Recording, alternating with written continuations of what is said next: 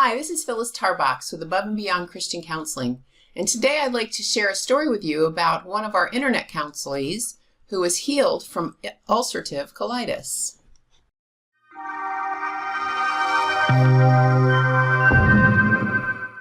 I remember her saying, "I had faith to believe for my healing, but a demon was blocking my freedom."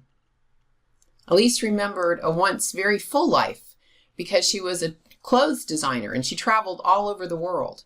But now she was gazing at the four walls of her bathroom with no hope for escape. She was trapped in there 18 times a day, and it had become her prison. She did not have any hope of being released. She was doing time without parole. And the sad part was, she did not even know her crime. The voice of her accuser was the screaming demon of pain, and it doubled her over daily. Her life was basically lived in fear as she mapped out the distance between bathrooms and wore track shoes to get there on time. But she wasn't always successful. But Elise was in love, and she was planning a wedding. She lived in Australia, but her health was rapidly declining. Everything was planned in advance to a T. The flowers, the music, the setting, and the fast.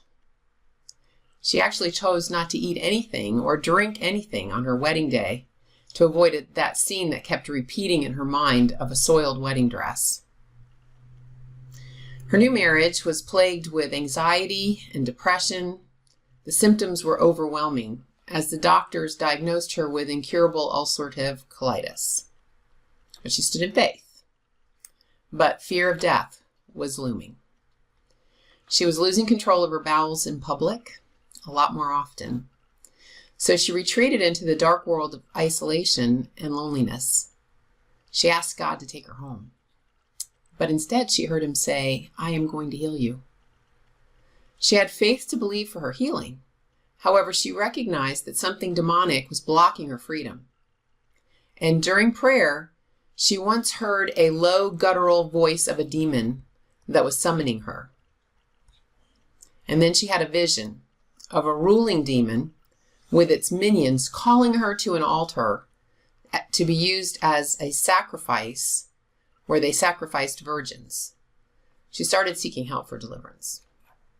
But when she came to Above and Beyond, she had already gone through deliverance with another deliverance ministry, and she had not had any success.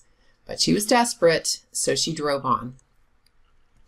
Elise explained to me when I first met with her that the doors to her torment were likely buried in generations back in the culture of her ancestors that defiled the land through the sinful acts of the Druids.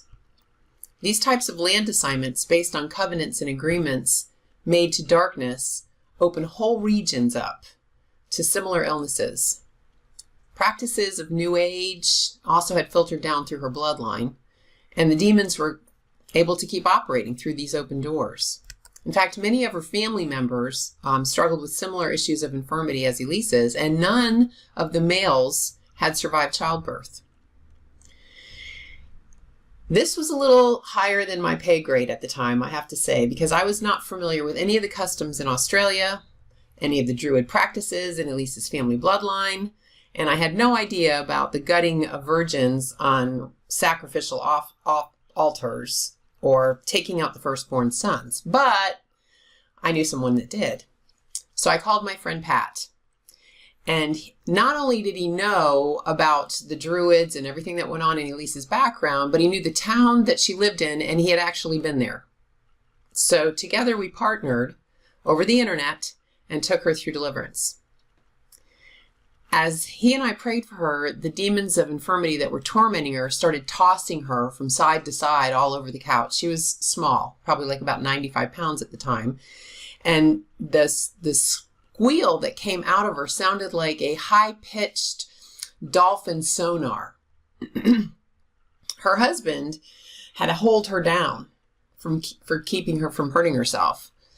But I will tell you that God revealed his glory that day. Her case was presented in the courts of heaven, and God overturned her verdict. Elise was declared innocent and set free. And we know this because the evidence came the very next day. Instead of going to the bathroom 18 times a day, she was down to 2. She told me her adult diapers were in the trash, but she still had to fight the symptoms of pain. But she fought it with God's word, and within 8 weeks, it all stopped. And I can tell you today that there are no signs of ulcers in her colon. And Elise now has a healthy daughter and a son. That same year, Elise's sister came in for deliverance, and she also conceived and gave birth to a son. So the structures of iniquity over that bloodline had fallen. And Elise and her family were now very fruitful, and they were occupying their land.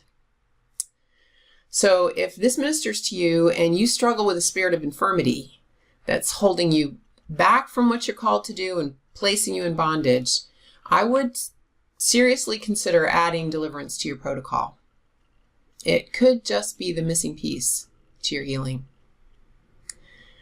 This whole show and Elise's taped interview is shown up on our YouTube channel that's under the title of God's View Today. It's like the Today Show and the View Show all together. God's View Today on YouTube. I hope this blesses you.